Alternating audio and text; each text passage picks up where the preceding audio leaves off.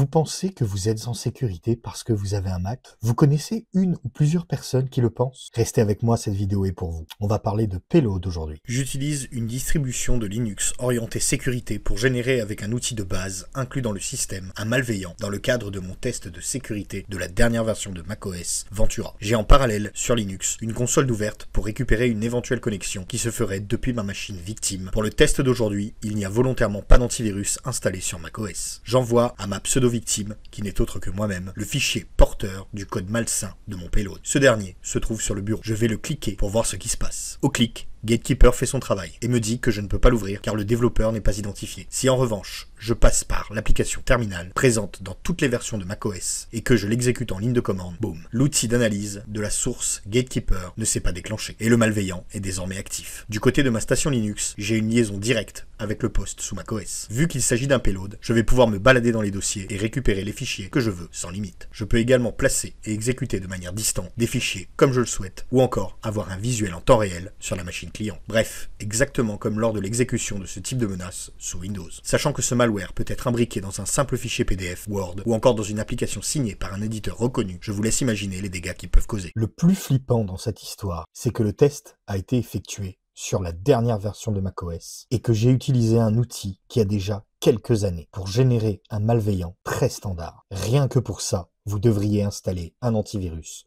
sur votre Mac, car il y a des menaces bien plus actuelles et dangereuses. Et vous est-il déjà arrivé de subir une cyberattaque sur votre Mac? Dites-le moi en commentaire. À bientôt.